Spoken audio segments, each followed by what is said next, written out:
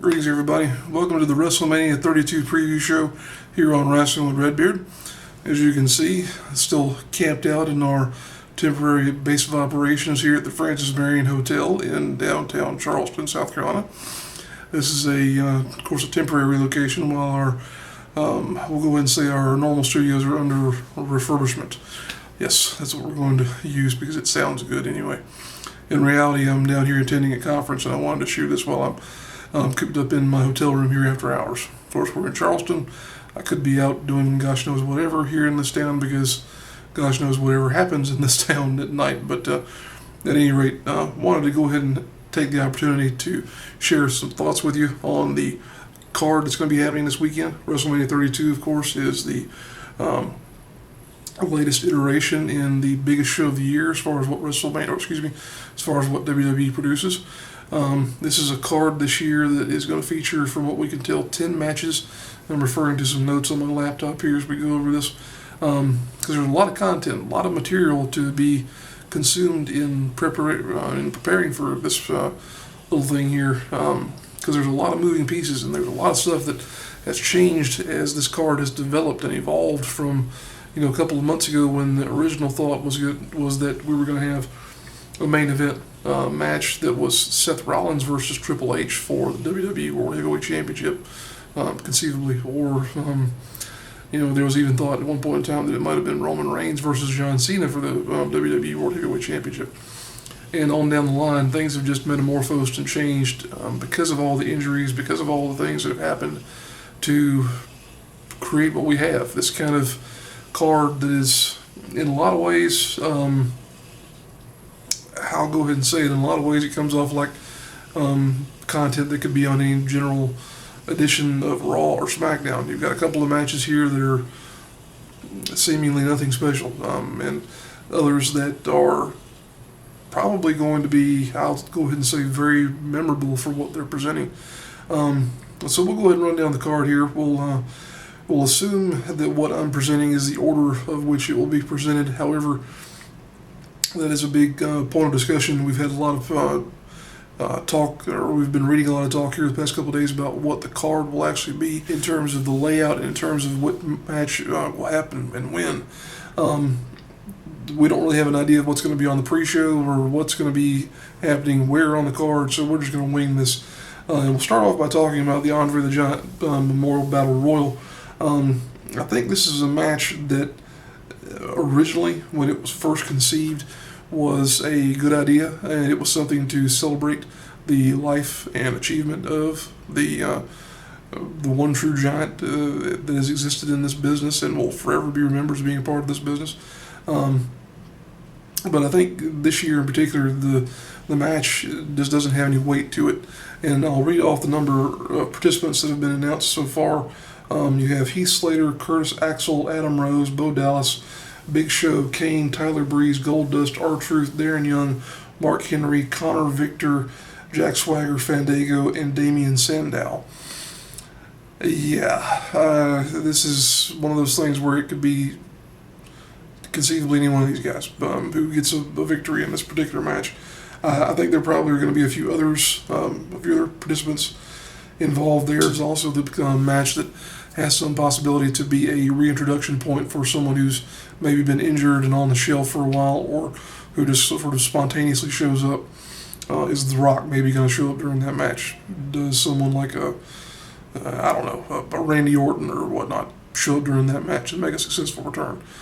Possibly. That, I think, would be the only way that match got any real attention after the fact. It's an accessory to the card. It could be something nice. It probably is just going to be something that winds up being, unfortunately, forgotten. So it is what it is. Next up, we'll talk about the United States Championship match where Kalisto, the defending champion, will be taking on Ryback. This, from a combination of talent standpoint, is very odd, I'll go ahead and say. You've got the classic big man, little man angle going on here to where Ryback is the big corn-fed meathead. I kind of wish he'd go back to being called that. But then you've got Kalisto, who of course is the cruiserweight lucha libre style competitor. It could be something good. It could, you never know, steal the show. No, not really. But it's probably just going to be another match. And I really think that depending on whether or not Kalisto wins, it'll be very indicative of what they think of him in terms of his long-term reaching power as a champion. I think that more than likely Ryback comes out of that match as the winner and as the new United States champion. They're looking for some way of pushing him. They've been looking for some way of pushing him for a long time. And as far as Kalisto, who knows, maybe he'll go back to reform the Lucha Dragons full time. There's been some mention of the possibility of him and Sin Cara maybe even feuding at some point down the line. So we'll have to see where that goes. The next match we'll talk about is the Divas Championship match, and this one I think could be very good. You have three Divas who are arguably the best three women's wrestlers that have been on the roster in a very long time. And they have the possibility to turn in a match that is very indicative of that. It'll be interesting to find out if they're given a proper length of time to generate something that is memorable and to tell a story. Personally speaking, it could be just Charlotte versus Sasha Banks, and I think it would probably be an even better match, but the three-way there throws in a lot of interesting booking possibilities because Becky Lynch is very capable. Don't get me wrong in what I'm saying there. It's just that I think that a more focused match with only two individuals could be something that would be highly entertaining there as well. But would really like to see this lead to the possibility of the Women's Revolution, as it's been called, in WWE, further progress into maybe the Divas Championship being rebranded as the WWE Women's Championship again. I know Charlotte has mentioned this quite a bit here recently in some of the interviews that she's been doing, that she would like to see the return of the Women's Championship. I think she would be the one definitely to do it because you think of the clout that the Flair name brings and the fact that they would definitely be able to celebrate a true women's wrestling champion in that regard. So we'll see what happens there. Then we come to the train wreck of the card. That, of course, has become as much of a staple on the WrestleMania card as the Andre the Giant Battle Royal here, seemingly. That is the Intercontinental Championship ladder match, where Sami Zayn will make his, I'd say, real genuine presence known on a top card like WrestleMania for the first time. He'll be, of course, challenging amongst other people in trying to capture the Intercontinental Championship away from Kevin Owens. This will probably be, like we mentioned, the train wreck of the show. Very entertaining, probably a lot of spots. Forgive me, I'm using a cough drop, trying to keep my throat lubricated while I'm doing this, but I think it'll be a very entertaining match. I think it'll be a fun match to watch. I definitely think it'll wind up whittling down to a point to where you have Sami Zayn and Kevin Owens and probably Dolph Ziggler being the highlight package of the match there, and justifiably so, because those are the three who really should be considered as the top contenders for the Intercontinental Championship. The dribbling point, of course, is the possibility of Sami Zayn and Kevin Owens re-engaging in some of the classic ladder wars that they've had in the past where they just brutalize one another. It's going to happen. It's coming at some point in time. It may not be WrestleMania, but it definitely is coming at some point in time. Those two are just, as the memes say, destined to do this forever, and it could not be more beautiful than that, I don't think. Next up, we'll talk about the 4-on-3 handicap match between the New Day and the League of Nations. This is a match that's changed and metamorphosed a little bit as time has gone on, because the original opinion was that this was going to be for the WWE Tag Team Championship, which is currently held by the New Day. It's changed to where it's going to be a 4-on-3 handicap match. Here's the first of one of the matches that we'll talk about that has the sense of it being just another potential main event for Raw or SmackDown. I'm not real sure what the extension of this becomes. The talk has been that Wade Barrett may be leaving the company here soon, so going out of this, you really don't know what the point would be. But regardless, it's there. I would say that the going trend would be to have New Day probably put over League of Nations. Maybe. I kind of think that's what is going to happen there, because the League of Nations is at a point where they need something to re-energize them as a group. They don't have anything happening at this point in time. Otherwise, they're kind of in danger of going the same way as the Wyatt family, which has totally been misused, and they're totally lost now. But that could change, because there's rumors that there's going to be some type of big program with Bray Wyatt in the coming months. So it's, here again, stuff you read online, stuff you see people talking about. Whether or not it happens is Vince McMahon's decision. So then here we get into more of the matches to where you're talking about stuff that could very well be on any given edition of Monday Night Raw. The Usos versus the Dudley Boyz. This is essentially the blow-off to their feud. I'll go ahead and say this. I don't care about this match. There's no stipulation to it. There's no, to my knowledge, any type of special scenario to this match whatsoever. I'm checking some of my other notes here as far as what's going on with this match. It's not a tables match. It's not TLC. It's not anything special whatsoever. It's just a stock tag team match. What else can you say other than that? It's a tag team match between two tag teams that have been going back and forth for a little while, and yeah, it is what it is. I would say that coming out of that, you probably want the Dudleys. It kind of depends on what happens with the 4-on-3 there as well, because if the New Day continues feuding with League of Nations, then you've kind of got the possibility that they will be tied up with them for the foreseeable future in terms of the tag team division. But the Usos and the Dudleys, they're both the only other contenders in the tag team division. So one match here could dictate the other in terms of what happens. But I think the Dudleys probably would come away with this as the more legitimate team that could use the win. There's more that those two can do than the Usos at this point in time. So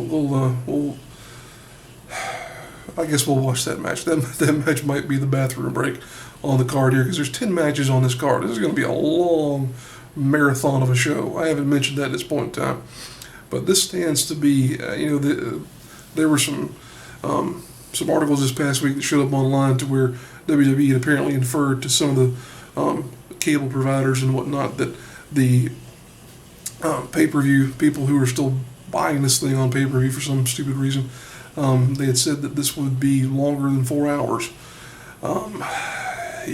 That's a long show.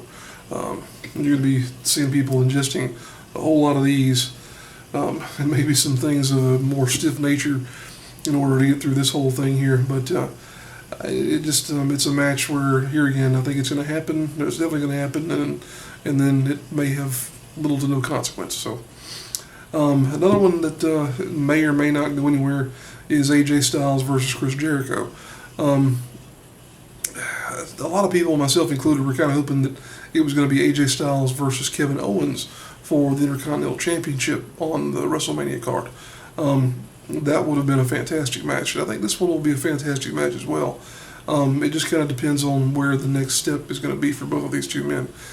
Jericho, as you may or may not be aware, has been running a little bit of a feud with Shinsuke Nakamura, and those two may get into it here at some point in the future. But AJ Styles is one of those guys to where his future is totally up in the air at this point in time. So it'll be a fun match to see, I'm sure. But here again, possibilities for both of those men existed in terms of what they were going to be doing for WrestleMania 32. The final 3 matches that we'll discuss are the 3 main events, or at least what I would consider to be the 3 main events of the program. You have the first and foremost, the no holds barred match that'll be happening between Brock Lesnar and Dean Ambrose. That match will be, I'm sure, it could be a bloodbath in one way, shape, or form. Because Dean Ambrose had everything from barbed wire bats to chainsaws introduced to his repertoire here by virtue of his association with Mick Foley and Terry Funk here the past few weeks. Here again is another match that could be very fun to watch, and definitely will be fun. Um, it's difficult to get a sense of what the talking points will be after the fact. Like, where is this going to go and what's this going to mean for both men coming out of WrestleMania 32. I definitely think that Ambrose is on his way up in terms of the card. I think Lesnar will continue to be a special attraction.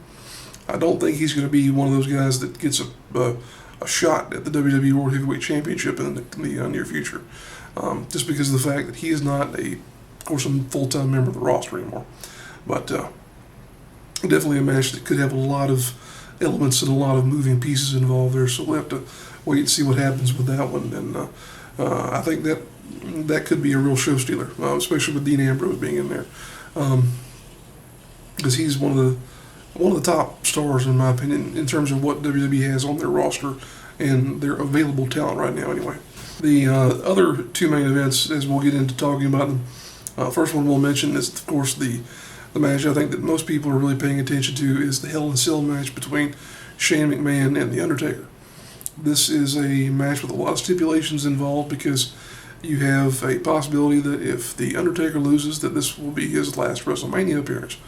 But on the flip side, if Shane McMahon wins, he gets control of Raw. If he loses, he has to turn over his shares and other content to the Authority. Of course, we've been talking about that lockbox type thing that was brought up on Raw a number of weeks ago. I really don't think that is something that they can mention and not follow through on, revealing what it is in some way, shape, or form.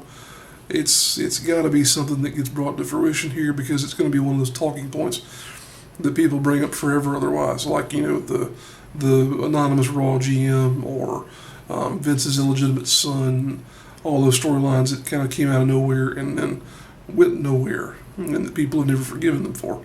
I think this, much like the No Holds Barred match, stands to be a bloodbath in terms of what these two do to each other. You're going to see some insane stuff because Shane McMahon, as we've seen on Monday Night Raw here this week, is already doing things like jumping from the top turnbuckle to the announce booths outside.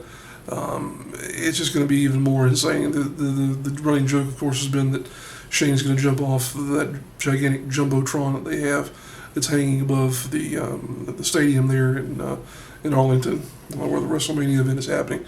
One thing that I think is interesting about this match from the logistics standpoint is the fact that jumbotron is where it is. And I assume that the ring is going to be offset from it in some way, shape, or form, because of the fact that they've got to suspend Hell in a Cell from the rafters. I don't think there's any other way they can install it and it not take a year and a half to get it in there. Because, of course, that sign is in the middle of the field. You can't put it there, I wouldn't think, without it being in the way, but we'll see what the layout of the stadium is. I could be totally wrong, but I think it will be interesting to see where they wind up having to put that thing. So we'll definitely be looking forward to that match. So it's got a lot of the future of what we'll be seeing on WWE programming stands to be dictated by what happens in that match. So definitely a lot of interest there. And what will probably be the main event of the evening, the WWE World Heavyweight Championship match between the champion Triple H and the seemingly unaccepted savior of WWE, that being Roman Reigns. I think this is the herald of Roman Reigns being our number one guy here for a long time. If any of the reports that have been circulating online are true, this could be the start of Roman Reigns being the number one guy for a very long time. He's kind of earned it, and he kind of hasn't at the same time. There really needs to be something different done with him moving forward. And if the WrestleMania card plays out the way it could, there is even a scenario that exists where you could have a double turn in this match, to where Triple H becomes the accepted face and Roman Reigns becomes, oddly enough, the accepted heel. That's something I don't think that will happen. It's a possibility. But even so, the match itself A lot of people have talked about the fact that Triple H has been getting top-notch performances out of a number of people here recently, among them being guys like Dean Ambrose and Dolph Ziggler. They're wondering, can he get the same out of Roman Reigns? I think he can from a physical standpoint. Reigns is definitely an athlete. He's definitely someone who is capable of performing at that level. However, I don't know if the story will be there, and I don't know if the crowd reaction will allow them to do what Ambrose and Ziggler were able to do in terms of really progressing the story of the match in an effective manner. If you don't know what I'm talking about, or you don't understand what I'm talking about, go back and watch the match with Dean Ambrose. Watch how that match progresses in terms of it being, okay, well, we're going into this thinking Dean Ambrose is this crazy guy with no shot, to where you've got a strategy that comes forward to where it just looked like he had a legitimate shot, and it kind of unfurled from there. But that's an idea of what beautiful storytelling in wrestling can be. And they may have something here, they may not. There's a lot of stuff that will dictate what happens with them and with what this match ultimately becomes in the annals of wrestling and in the annals of WrestleMania history. So that'll do it for our rundown of the card. As we mentioned, this is going to be a long one. This is going to be a lot of content to absorb in one evening. Definitely will be tuned in. Whether or not we're awake and around for all of it remains to be seen, because it's rather unfortunate that WrestleMania and the season finale of The Walking Dead seems to coincide with one another. It's a 90-minute finale for The Walking Dead this Sunday, so I may tune out for a little bit there, depending on what matches are on at that point in the card, and tune into that instead. So we'll have to wait and see what goes on there, but regardless, I think it's going to be a fun show to watch. I think it's definitely worth the freebie sign-up. If you're not already a member of the WWE Network, go ahead and sign up for that now. You'll get the opportunity to view WrestleMania for free, and that's probably a $60 or $70 value if you go out and try and rent it from your local cable provider, which I'm not sure why anybody even does that anymore. I wasn't all that aware of people watching pay-per-view anymore. You watch the stuff on the network for what you pay, and it is what it is. But appreciate you guys tuning in to our wrap-up show here for WrestleMania 32.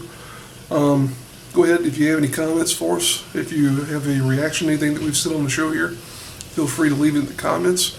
If you enjoy the program, of course, go ahead and click the like button. And if you really enjoy what we're doing on the Rasslin Redbeard channel, go ahead and click subscribe. We are looking forward to the show, looking forward to seeing what people have to say about it, and looking forward to seeing what's going to be happening in the coming weeks as far as WWE programming is concerned as well. So enjoy the show, and we'll see you in the near future.